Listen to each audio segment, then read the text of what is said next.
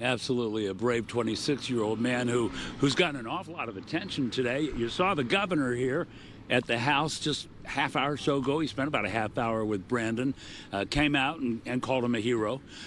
Sheriff Luna Sunday called him a hero. And when I talked to his sister earlier today, she called him a hero. I'm just happy that he was not shot. That's Brenda Tsay talking about her brother Brandon, seen here on Good Morning America, talking about working at his family-owned Alhambra dance studio, Lai, when 72-year-old Huu Can Tran walked in with a high-powered pistol, and he suddenly swung into action. Finally, at one point, I was able to pull the gun away from him, shove him aside, create some distance, point the gun at him, intimidate him, shot him and say, "Get the hell out of here, I'll shoot. Get away." Luckily, he was able to disarm him. But she says her usually introverted brother was in a bit of a tug-of-war with Tran. He kept on trying to get it back. If he's an introverted sort of guy, where do you think he got this strength, this sort of thing? I honestly don't know. I'm just happy he did. I'm just happy that he's alive. What do you think about what your brother did? Honestly, I mean, I've known him my whole life. I'm just as shocked as everyone. After she got a call Saturday night from Brandon that there was trouble at the family's Alhambra Lai nightclub, Brenda called their dad, Tom. When I received the call, I didn't know it was so serious. I thought we just got held up. And the first thing I did was I asked whether Brandon was okay. And he said, my daughter said, yeah, he's fine.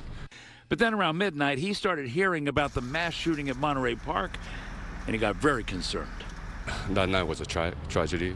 It could have been much worse if he wasn't disarmed. He's never been a show-off or like a macho guy.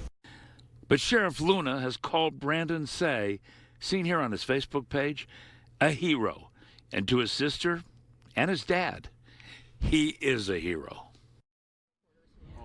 You know, Brandon just walked out with his father, Tom. We're live on Fox 11, and I believe you wanted to make a statement. Yes, I want everyone to focus on the victims of this tragic incident, not to draw too much attention to myself. I want everyone to have the attention needed during this incident. The community is still healing right now.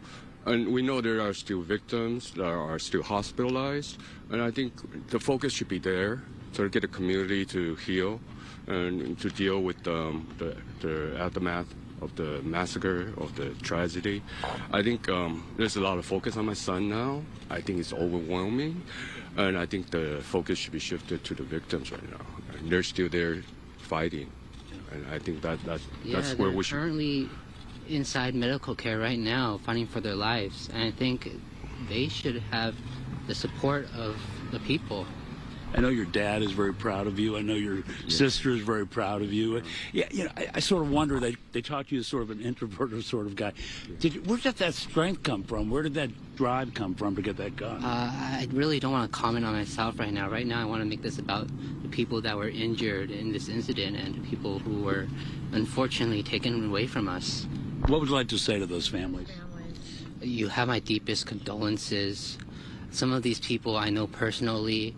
They come to our studio. It's a tight-knit community, and I hope they could heal from this tragic event.